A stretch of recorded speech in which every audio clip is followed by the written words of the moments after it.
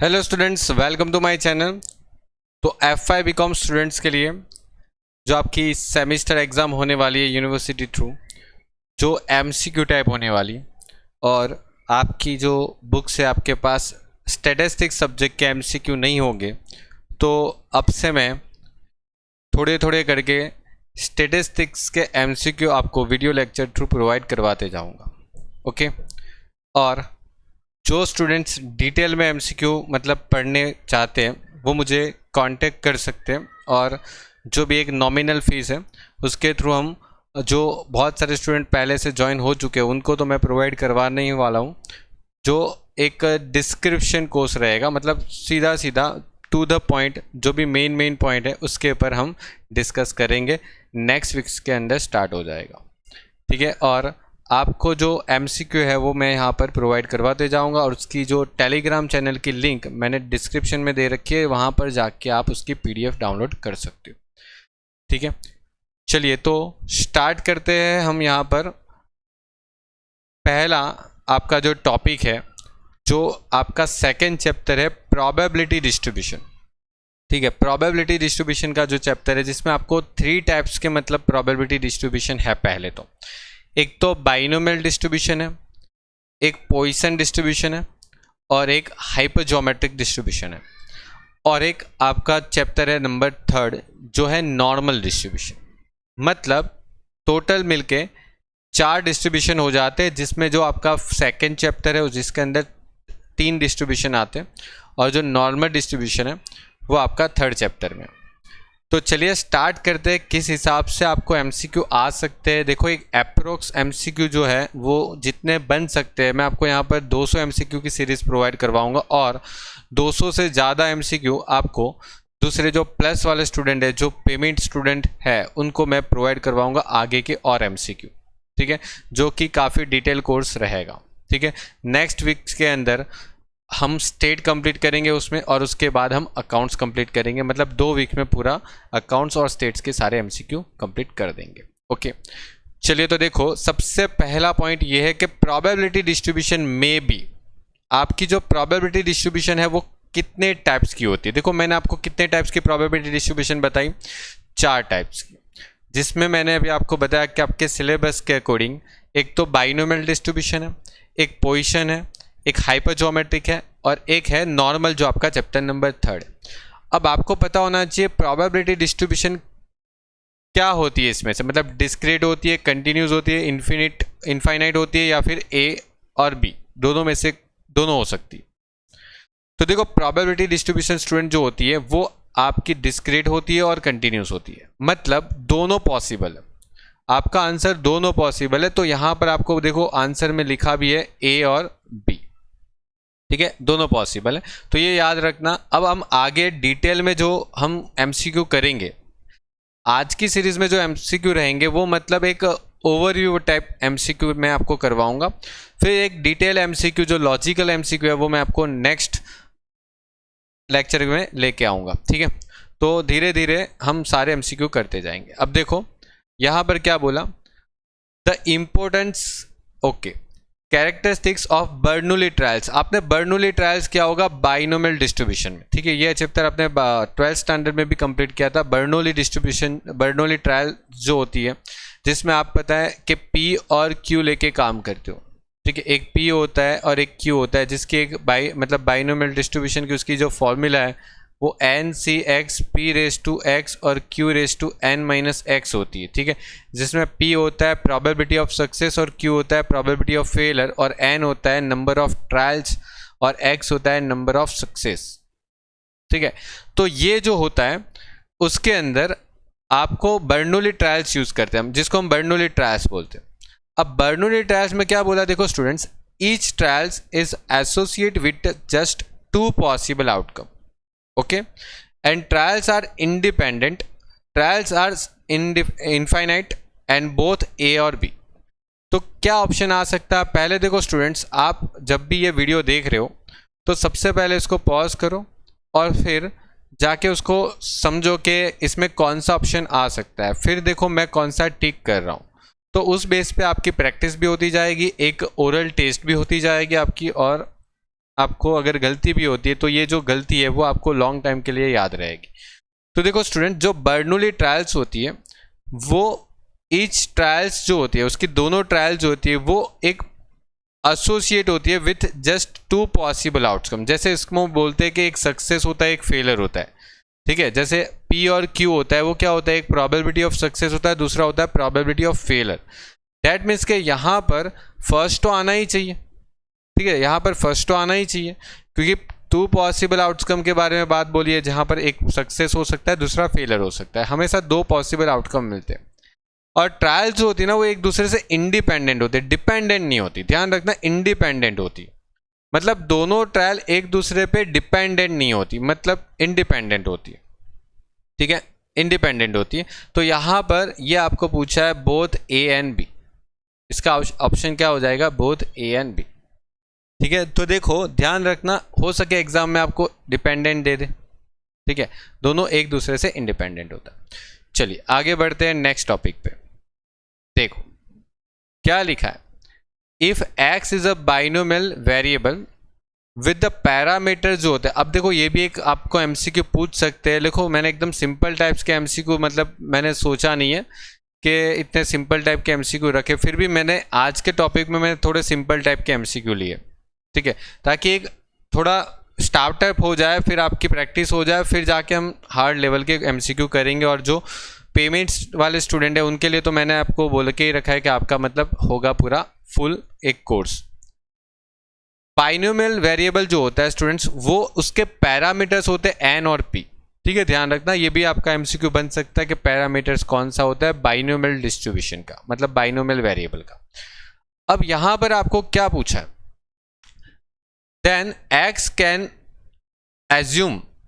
आपको पता है, मैंने जब आपको प्लस में सिखाया था, मतलब जो स्टूडेंट ने पहले से पढ़ा है उसको पता होगा, जो बाइनोमियल डिस्ट्रीब्यूशन होता है उसमें एक एन दिया जाता है। जैसे अगर एन की वैल्यू 10 होती है ना स्टूडेंट्स, तो जो एक्स की वैल्यू होती है ना वो कितनी जाती है, मैंने आपको बताया था, एक्स की वैल्यू जाती है 0 से स्टार्ट होती है। एक्स की वैल्यू ऑलवेज 0 से स्टार्ट होती है, फिर होता है 1, फिर होता है 2, फिर होता है 3, फिर होता है 5, 4, 5, ऐसे करके कहाँ तक जाता है, ये 10 तक ही जाता है, उससे आगे नहीं जाता।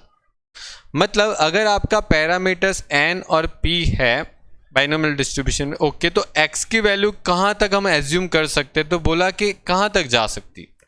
तो देखो any value between 0 and n, क्या ये आ सकता है, ठीक है। 4 ऑप्शन एक बार देखो, मैंने आपको बोला है कि एक बार पॉज करके वीडियो को आप देखो कि कौन सा ऑप्शन सही हो सकता है, ठीक है। तो देखो बहुत जल्दी मत करना, 4 ऑप्शन पढ़ो। Any value between 0 and n, ठीक है। अब बहुत सारे स्टूडेंट ये सोच के ये टिक कर लेते बिटवीन 0 एंड n, ठीक है। और यहां पर देखो any value between 0 and n both inclusive, ठीक है, ये भी एक है बोथ इंक्लूसिव, मतलब उसमें 0 भी आ जाएगा और उसमें 10 भी आ जाएगा। इसका मतलब क्या हो गया, 0 भी आ गया और 10 भी आ गया, ठीक है, बोथ इंक्लूसिव, मतलब 0 भी आएगा 10 भी आएगा। फिर बोला any whole number between 0 and n both inclusive, और बोला गया number between the 0 and infinity. देखो ये इन्फिनिटिव की बात बोली है, मतलब क्या ऐसा होगा कि मतलब चलता जाएगा इन्फिनिटिव तक, ऐसा हो पाएगा। बाइनोमियल डिस्ट्रीब्यूशन में जो n होता है ना स्टूडेंट्स, वो n मतलब तक ही आपका x जाएगा। मतलब अगर आपका n 10 है तो आपका x भी 10, 0 से 10 तक ही जाएगा, ठीक है, उससे ज़्यादा कभी जाएगा नहीं। अगर आपका n 15 है तो 0 से 15 तक जाएगा, उसमें 0 भी आ जाएगा और 10 भी आ जाएगा। मतलब देखो डी ऑप्शन तो पूरा गलत है, ठीक है, जिसमें इन्फिनिटिव की बात बोली। अब देखो यहाँ पर है ना वोल नंबर बात बोला है। वोल नंबर का मतलब क्या हो जाता है, बाइनोमियल डिस्ट्रीब्यूशन में जब भी आप क्वेश्चन करते हो तो आपका जो x की वैल्यू होती है वो वोल नंबर में होती है। कौन से नंबर में होती है, वोल नंबर। मतलब कि वोल नंबर किसको बोलते हैं, जैसे कि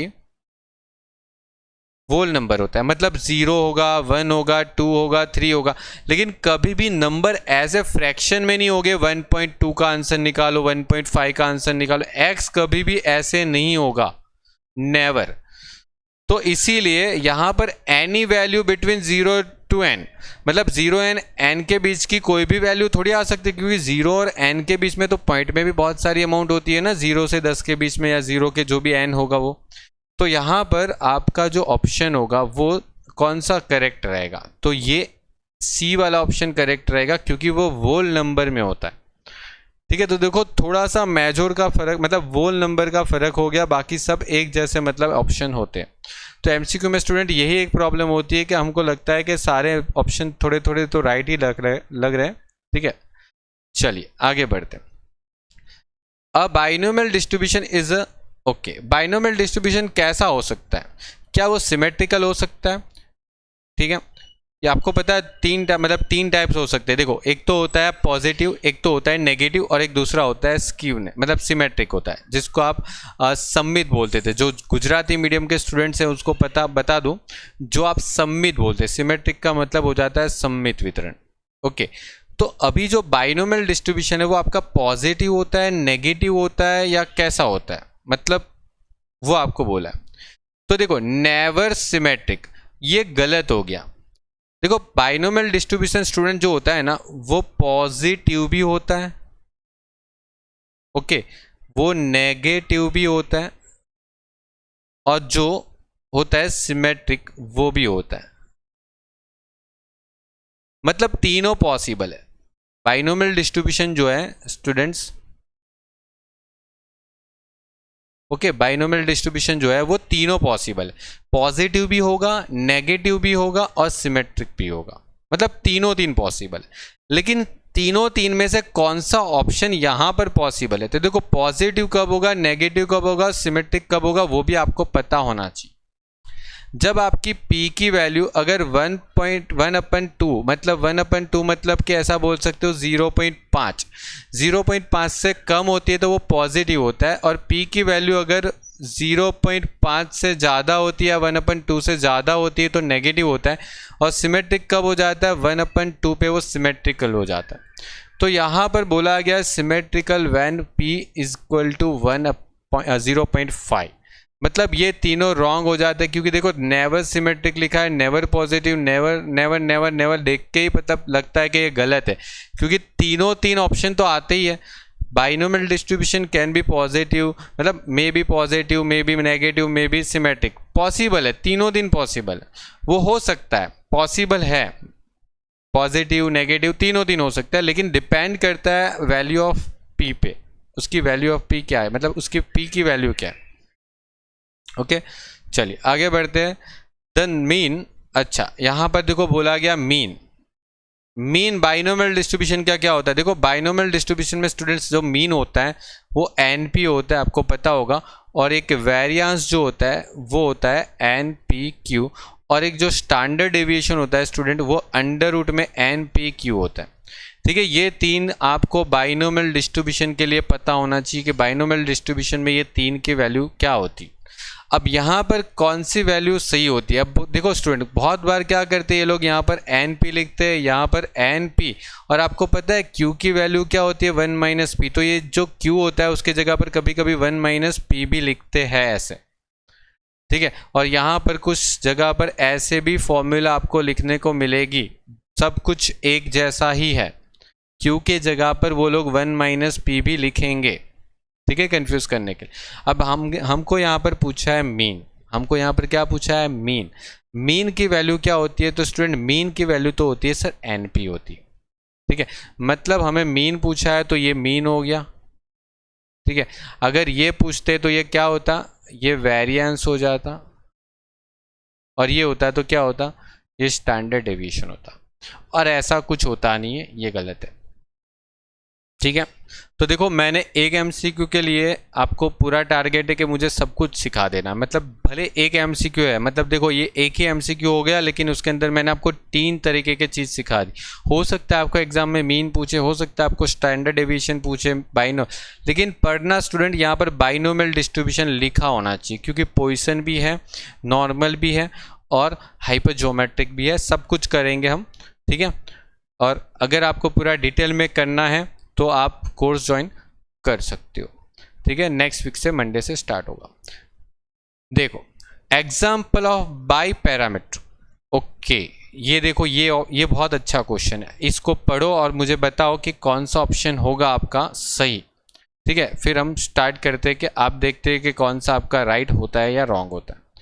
ठीक है, देखो वैसे तो देखो यहाँ पर बोल दिया है कि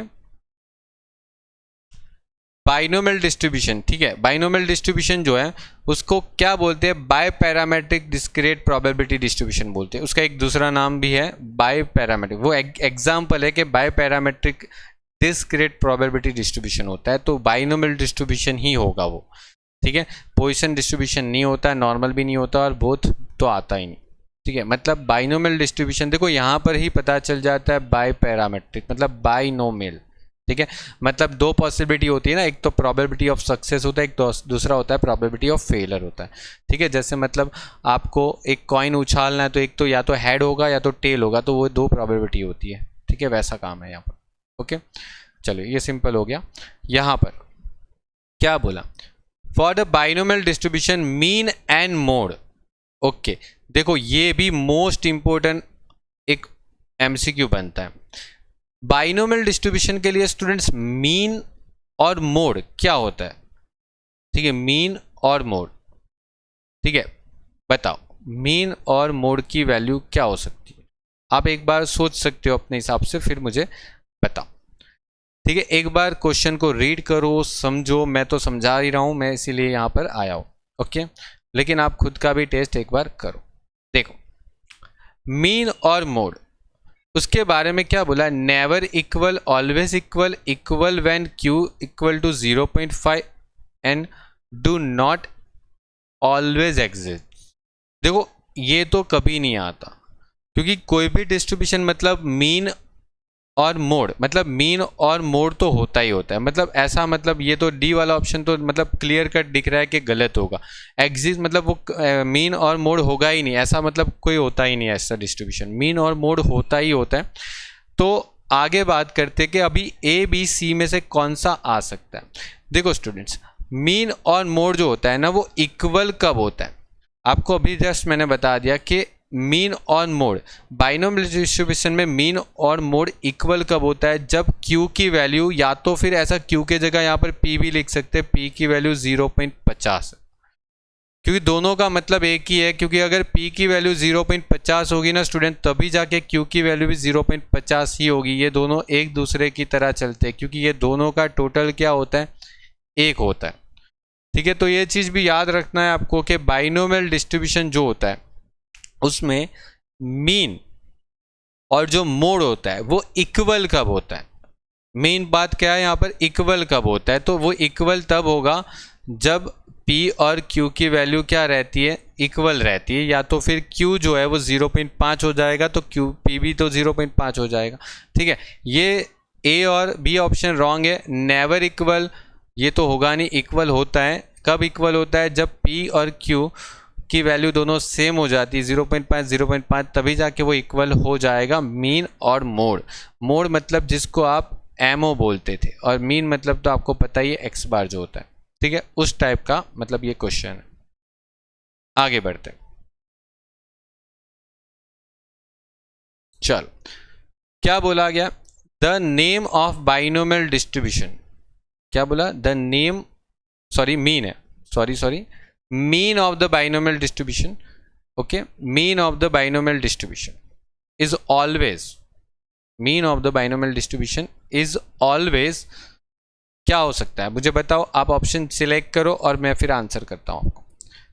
क्या हो सकता है, mean of the binomial distribution always more than its variance, always equal to its variance, always less than its variance, और always to the standard deviation. अब देखो यहाँ पर समझना, ये बाइनोमियल डिस्ट्रीब्यूशन है, उसमें जो मीन होता है वो उसके वेरिएंस से ऑलवेज ज़्यादा होता है, मतलब मीन की वैल्यू हमेशा ज़्यादा होगी।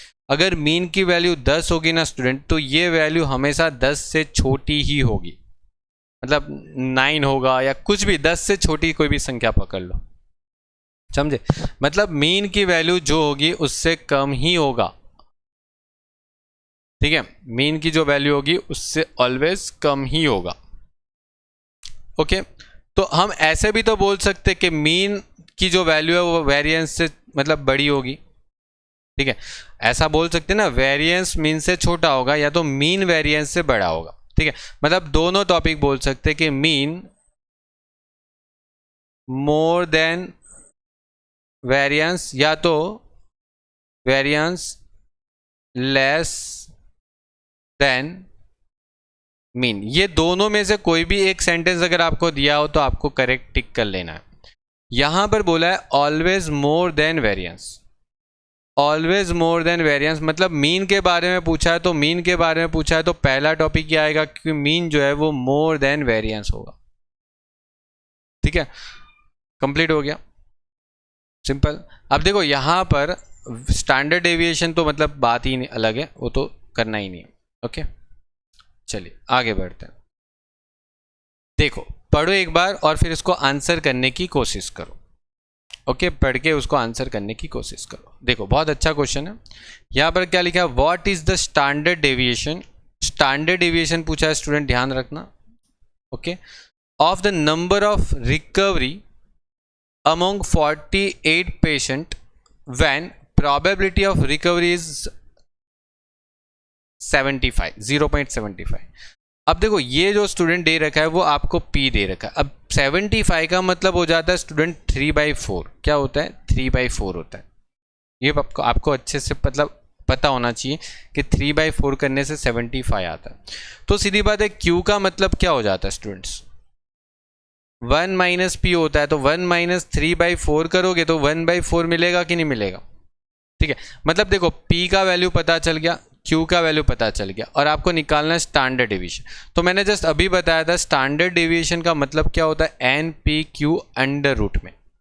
और इसको सॉल्व कर लो क्योंकि n अपने पास है 48, तो 48 इंटू 3/4 और इंटू 1/4। अब देखो यहाँ पर ये सीधा सीधा कैंसिल हो जाएगा, ठीक है, और ये भी कैंसिल हो जाएगा। मतलब 48 को 4 से अगर 2 बार कैंसिल करोगे तो आपको ऊपर आंसर आ जाएगा 3। ठीक है, 4 और 2 बार 4 से कैंसिल करो तो आंसर हो जाएगा 3। और 3 इंटू 3 मिलकर अगर आपका आंसर 9 आता है तो 9 का अंडर रूट करने से आपको आंसर मिलेगा 3। तो ये आपका ऑप्शन आ गया, ऑप्शन नंबर डी। ठीक है, मतलब ऑप्शन नंबर डी आपका करेक्ट आंसर आ गया। ठीक, ऑप्शन नंबर डी। क्लियर। चलिए आगे बढ़ते हैं नेक्स्ट टॉपिक पर। देखो क्या लिखा है यहां पर, x okay is a binomial variable with n जो है वो 20 है।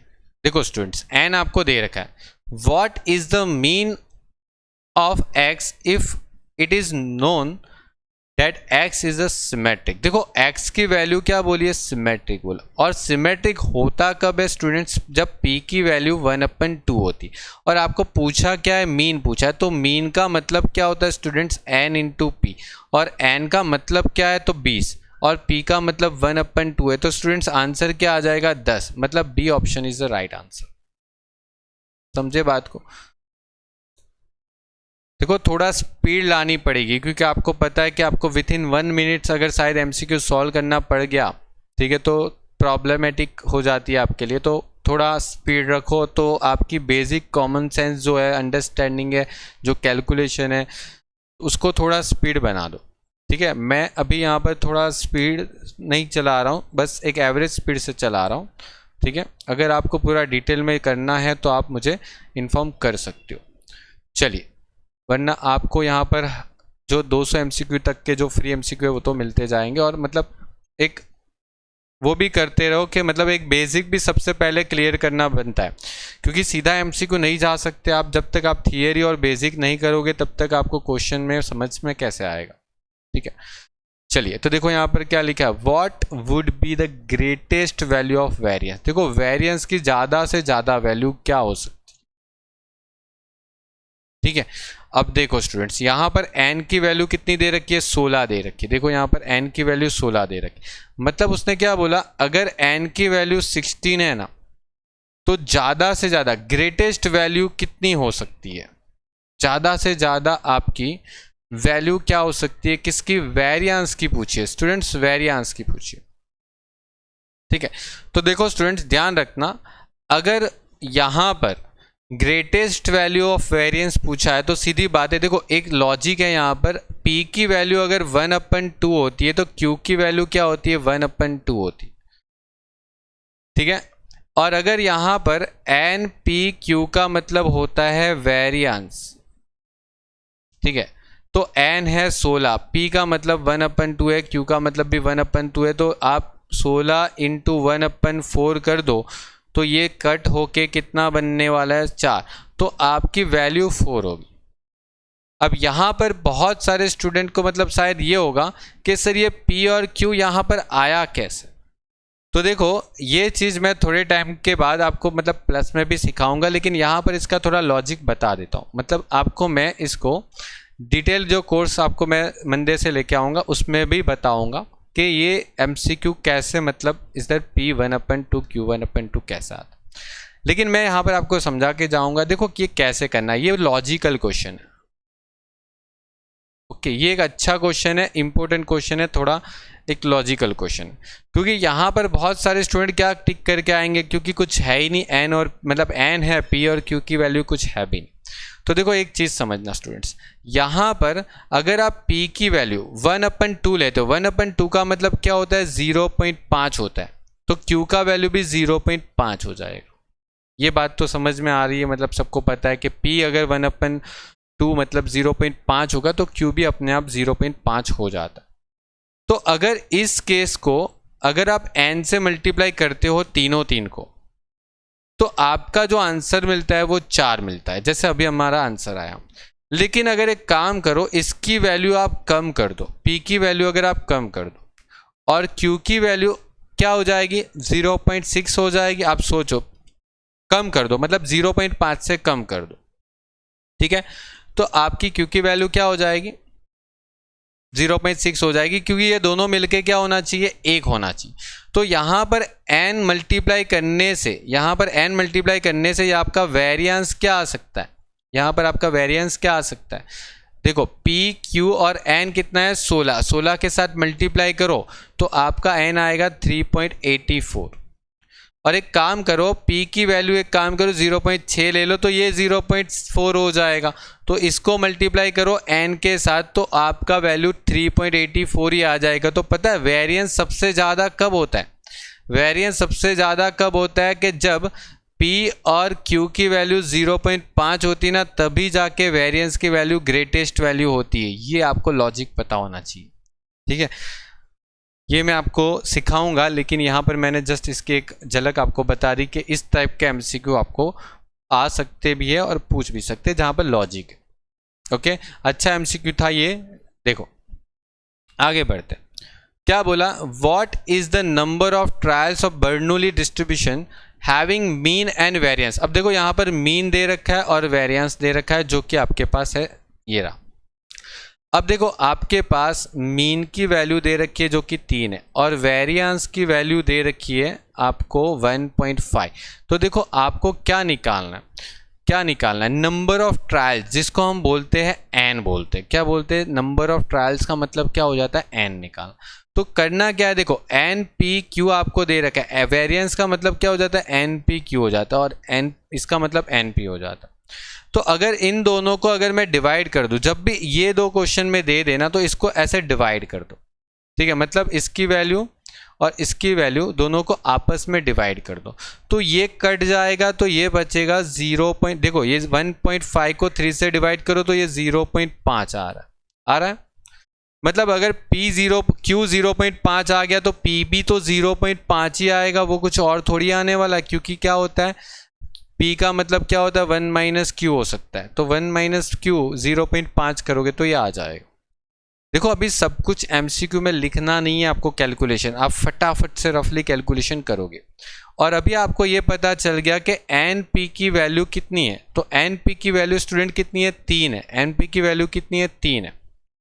अगर NP की वैल्यू 3 है तो यहाँ पर आपका N और P की वैल्यू 0.5 आया, तो यहाँ पर क्या हो सकता है, यहाँ पर क्या हो सकता है, ये 3, n की वैल्यू क्या हो जाएगी 3 डिवाइड बाई 0.5, और ये आप सॉल्व करोगे, ये आप सॉल्व करोगे तो ये आपका सी आंसर आ जाएगा। लेकिन देखो अगर आप मेरे पास पढ़ रहे हो तो मैं मना करूँगा ये वाले ऑप्शन को, मैं इसको प्रीफर नहीं करता, टाइम जाएगा, ओके, देखो एक ही चीज़ सोचनी है कि अगर मीन मतलब एन पी और वेरिएंस मतलब एन पी क्यू, अगर इसकी वैल्यू 3 है और इसकी वैल्यू 1.5 है, ठीक है, और ये जो है वो एक दूसरे से क्या है, 2 गुना है। देखो 1.5 का 2 गुना करो, 1.5 का 2 गुना करो तो आपको 3 मिलता है ना। तो आपका n जो होगा ना वो हमेशा 3 का 2 गुना ही होगा, मतलब 6 ही होगा। ये लॉजिक है। यहाँ पर मैं इस हिसाब से आपको, अगर आप मतलब मैथमेटिक्स के अंदर या आपका मतलब थोड़ा इंटेलिजेंट हो आप, तो ये वाला ऑप्शन सोच सकते हो। देखो बताता हूँ एक बार फिर से, कभी भी कुछ भी ट्राई कर लेना। यहाँ पर मैं आपको सिखाऊंगा ये वाला टेक्निक्स भी क्या है, ठीक है आपको, क्योंकि देखो आपको एमसीक्यू फटाफट सॉल्व करना है। अगर इतना सॉल्व करके आप एमसीक्यू कर रहे हो तो कहीं ना कहीं आपका टाइम जाएगा। एमसीक्यू आपको फटाफट सॉल्व करने विद इन 1 मिनट। तो आपको पता है जैसे एन पी जो होता है और एन पी क्यू होता है, और एन पी की वैल्यू आपको दे रखी है 3 और एन पी की वैल्यू दे रखी है 1.5। अब देखो ये जब एक दूसरे से डबल होते हैं, ठीक है, और ये मेथड तभी अप्लाई करना जब ये एक दूसरे से डबल होते, मतलब देखो इसकी 2 से मल्टीप्लिकेशन करोगे तो ये अपने आप बन जाता है। जब ऐसा होता है तो इसका मतलब यही होता है जब P की वैल्यू भी ये होगी और Q की भी वैल्यू यही होगी, तभी जाके ये चीज़ पॉसिबल हो पाएगा, तभी जाके ये चीज़ पॉसिबल हो जाएगा कि ये दोनों एक दूसरे के एग्जैक्टली आधे हैं। ठीक है, 3 का आधा करोगे तो ये आता है, ठीक है, तो इसका मतलब 3 का डबल कर दो तो आपको सीधा n की वैल्यू ही मिलेगी। आपका n कितना होगा, 6 होगा, तो ही तो 6 का आधा होगा तो ही तो 3 होगा। समझ पा रहे हो बात को, क्योंकि आपका एन पी का मतलब क्या है, 6 इंटू 1/2, तो 1/2 होगा तो मतलब 3 ही होगा ना, तभी तो आपका आंसर 3 आएगा जब एन की वैल्यू 6 होगी। ठीक है, तो ये फटाफट देख के ही पता लग जाता है, इतना मतलब कैलकुलेशन भी ज़रूरत नहीं है। अगर ये टेक्निक्स अगर आपने मेरे पास से सीखी है, मैं वैसे सिखाऊंगा, और भी मतलब बहुत कुछ है इस चैप्टर के अंदर, आपको सब कुछ सिखाऊंगा।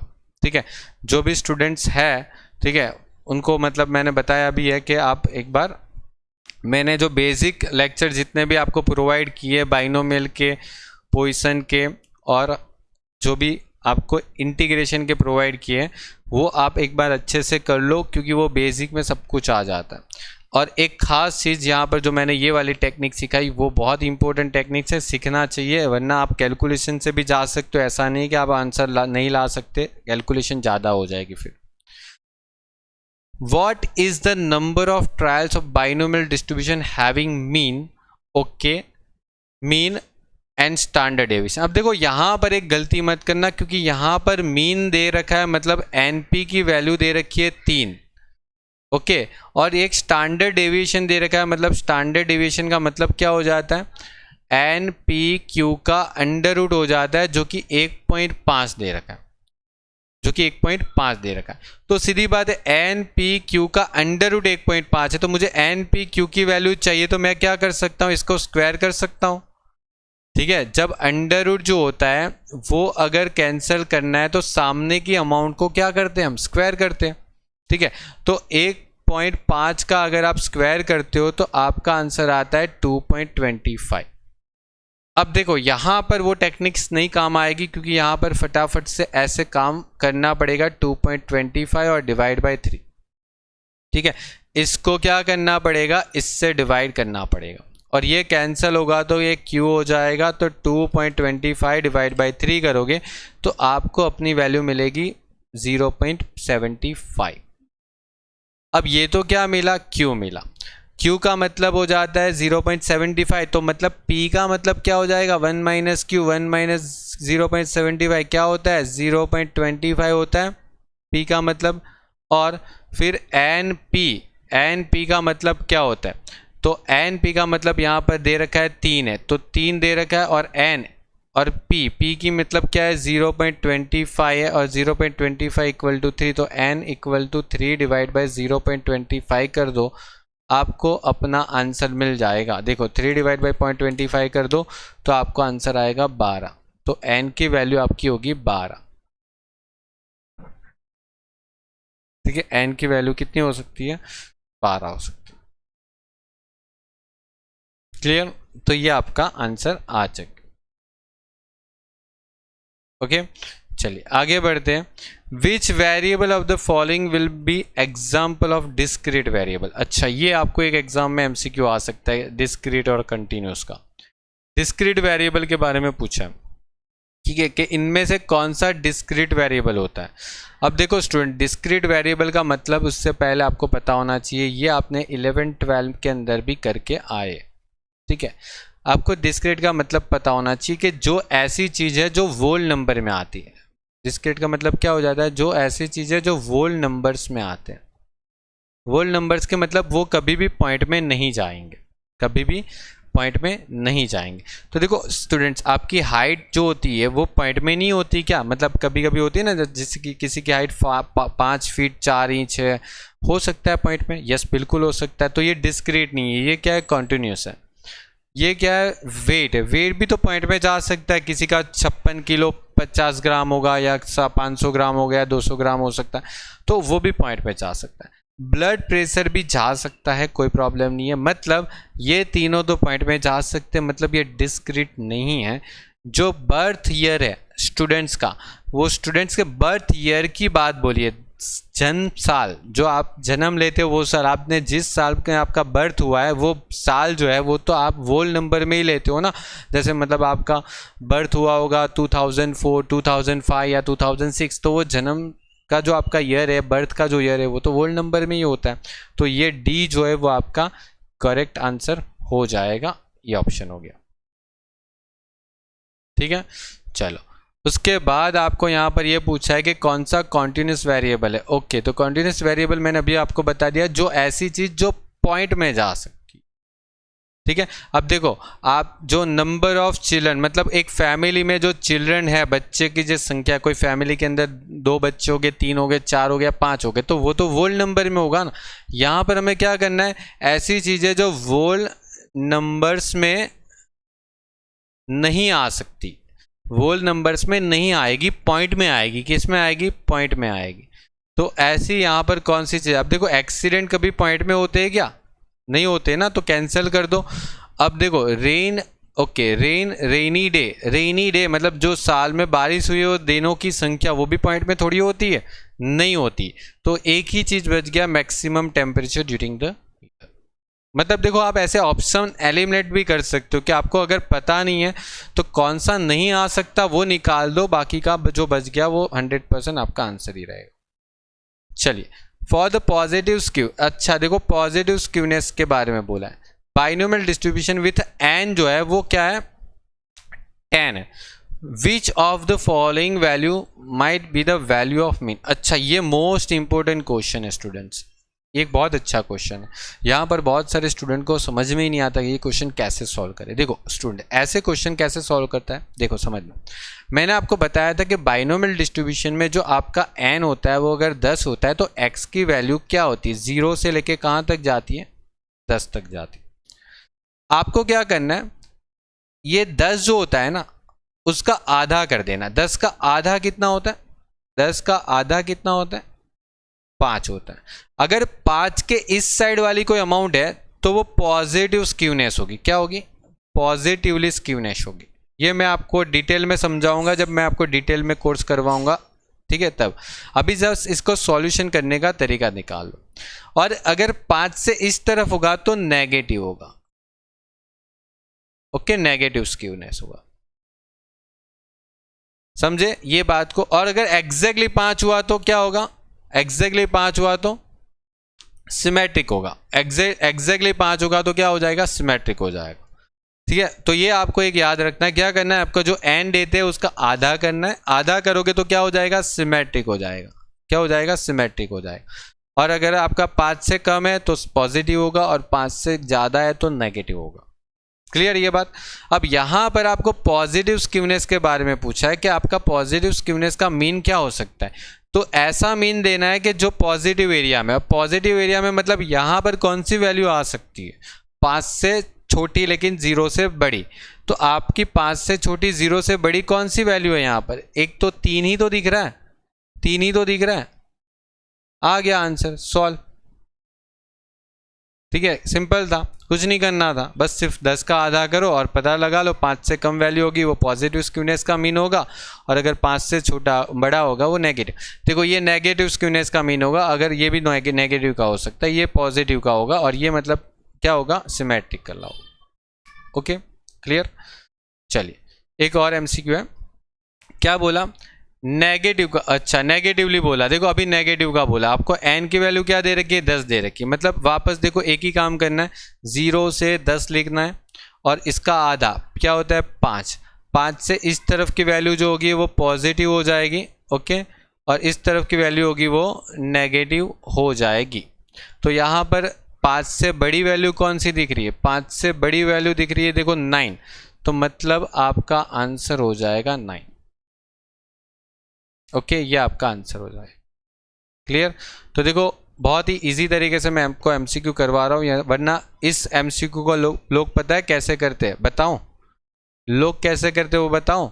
देखो कुछ लोग दुनिया में ऐसे भी करते हैं इस एमसीक्यू को, ठीक है, एन, ठीक है, एन लेते हैं वो 10 होता है, और फिर यहाँ पर से क्या करेंगे, वैल्यू सिलेक्ट करेंगे और उसके ऊपर ट्राई करेंगे कि कौन सी मीन है कौन सा नहीं हो सकता, मतलब किस पे पॉजिटिव होगा किस पे नहीं होगा, ठीक है, लेकिन उसमें कितना टाइम जाएगा, ये बेस्ट है ना, आधा करो पता लगा दो काम खत्म।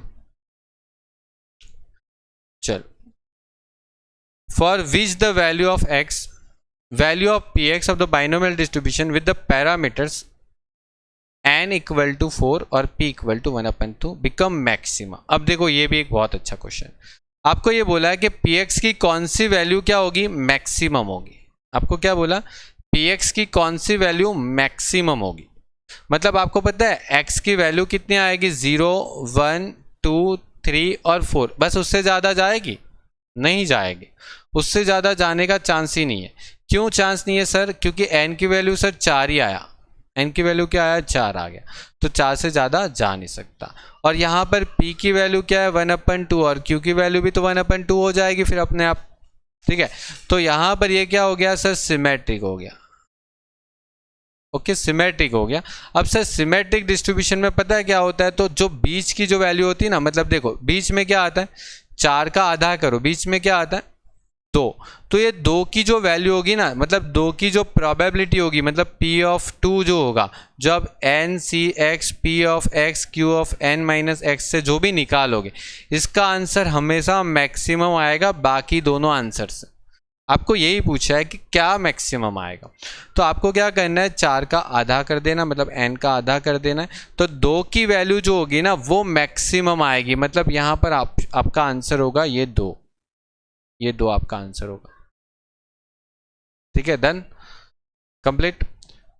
तो आपका मैंने 18 MCQ कंप्लीट करवाया, बाकी हम नेक्स्ट वीडियो के अंदर कंप्लीट करेंगे। और अगर आप मतलब पूरा डिटेल में जो मैंने थियरी समझाई है, ठीक है, मैंने बाइनोमियल की भी थियरी समझाई है, ठीक है, मैंने बाइनोमियल की भी थियरी करवाई है, पोइसन की भी थियरी करवाई है, फिर मैंने इंटीग्रेशन की भी थियरी मतलब इंटीग्रेशन के भी सारे फॉर्मूला उसकी एक्सप्लेनेशन करवाई है। और उसके बाद अभी आगे मैं नॉर्मल का थियरी करवाने वाला हूँ, ठीक है। अगर आप उस कोर्स को ज्वाइन करना चाहते हो तो मुझे मेरे व्हाट्सएप नंबर पे कांटेक्ट कर सकते हैं, ठीक है। 1 महीने की बहुत ही कम फीस के अंदर मैं आपको ये प्रोवाइड कर दूंगा। बाइनोमियल, पोजीशन और इंटीग्रेशन ये सब रेडी है। विथ इन 1 वीक आपको नॉर्मल भी प्रोवाइड करवा दिया जाएगा और हाइपर ज्योमेट्रिक भी आपको कंप्लीट करवा दिया जाएगा, ठीक है। जिसमें अभी तो देखो स्टूडेंट सिर्फ एमसीक्यू पर्पस से ही करना है, मतलब एमसीक्यू के लिए सिर्फ थियरी पर्पस ही करना है, तो थियरी याद रखो और छोटे छोटे जो ट्रिक होते हैं जो मैंने अभी आज फॉर्मूला मतलब एमसीक्यू में बताए वो और सारे एमसीक्यू मैं आपको प्रोवाइड कर दूंगा। तो देखते जाइए, आज 18 एमसीक्यू कंप्लीट किए, थोड़े दिन में मतलब कल परसों एक और मतलब आ जाएगा। अकाउंट्स की भी सीरीज़ चालू होगी। अभी आपके एग्ज़ाम का टाइम है, काफ़ी टाइम है, उस तक तो हम लगभग सारे चैप्टर के एमसीक्यू कर लेंगे। ओके, चलिए, good bye and best of luck your for exam.